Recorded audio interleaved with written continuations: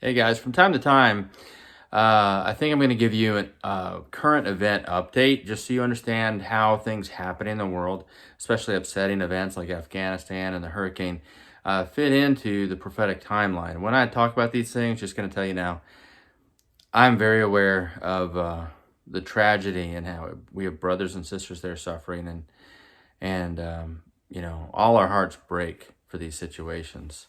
Um, But when I give you these updates, I'm speaking just on a macro level, right? I'm just talking on a big picture level. What does this mean? Where is it in the timeline? So, real quick, Afghanistan is most likely part of the White Horseman from the first seal being unrolled or unveiled.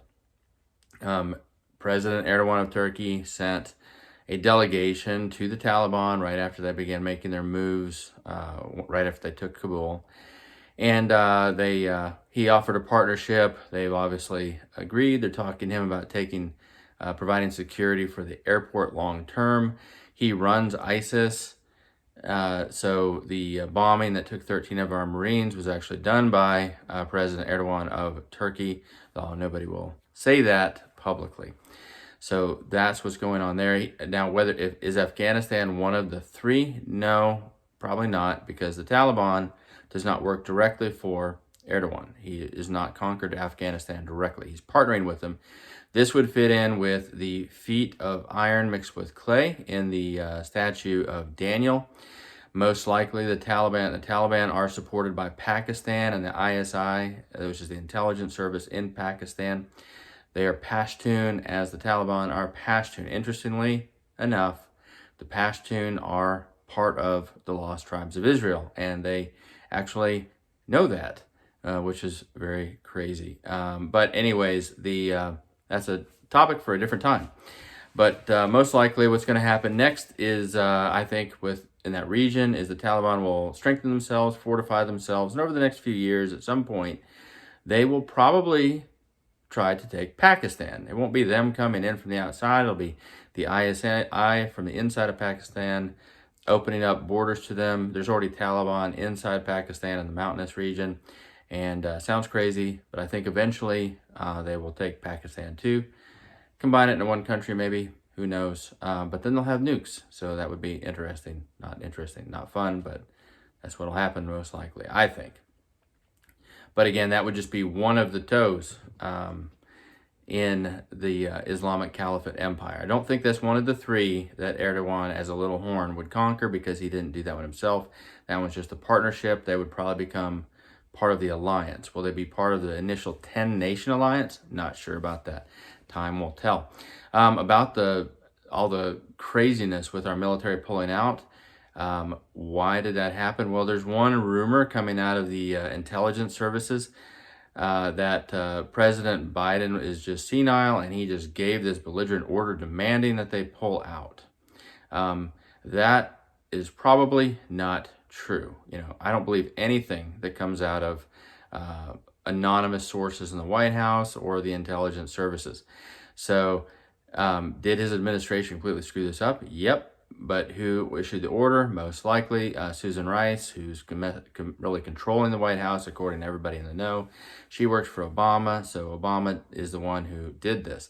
Why are we getting the story about Biden having given this order? That's probably one of the bombs that Kamala Harris is throwing. She's trying to get Biden out of the White House, so she's trying to make people hate her. So she's hate him. She's releasing these stories to get people against him, so he'll resign and she can take control. That's what's going on behind the scenes there, I believe.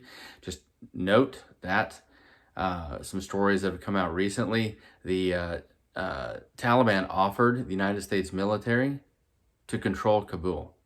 They offered to let us stay in control of Kabul. We declined. We gave them a quote-unquote kill list of Americans living, and Afghan allies living in Afghanistan, where they lived. Okay, we didn't call it a kill list. We just handed them these names with the hopes they would rescue them. This is Obama doing this on purpose. He's not a good guy. He's not a good guy. Anyways, that's Afghanistan. Hurricane Ida. The name Ida means work. How do we know this is prophetic? Because it struck New Orleans on the exact same day that Katrina struck. Whenever God does that, there's something behind it. He's telling us something clearly. Anniversaries mean something. And when I went, I took supplies to New Orleans after Katrina back in 2005. And I met with a pastor there, and he's the one who told me, he said, "Do you know what Katrina means?" And I said, "No." And he said, "It means purification." So, and I said, "Do the people living here know that, understand that this was like God cleaning things up? I mean, it's a terrible tragedy." And he said, "Yeah, no, everybody here I know, everybody down in the city that we're ministering to, they all know that God did this, that God is bringing judgment on the city, and they're understanding that." So apparently it didn't stick, and so Ida has come to remind them. I did see a lot of sin returning when I was in New Orleans last summer with my family. But together it means purification work. Katrina and Ida mean purification work. This is not general, this is just kind of a general trouble for the world, but it's really purification of the church. See, God, while we consider cities like New Orleans that are known for their sin to be outside of the church, God doesn't. He sees the United States as his people. This nation was consecrated to him. So this is him chastising his children in Louisiana. We all need it. This isn't, they're not, we're not, I'm not singling them out as if we're better. But that's what he's doing. He's just getting people's attention. And thankfully, it doesn't seem that there was a huge loss of life like there was in Katrina. But that's that. Please do pray for our Afghani brothers and sisters in Afghanistan. Pray for the Americans trapped there. Pray for the people in New Orleans. We all need to pray for these things. And in general, I do know that I've got a lot of friends and people at my church around. They see it in the general public as well. A lot of people struggling with anger. Remember, this is the red horseman getting closer. If you're struggling with anger, or you know somebody who is, help them just pursue God, abide in him, draw closer to him. That's the only way to extinguish the anger, to keep these events from making you mad.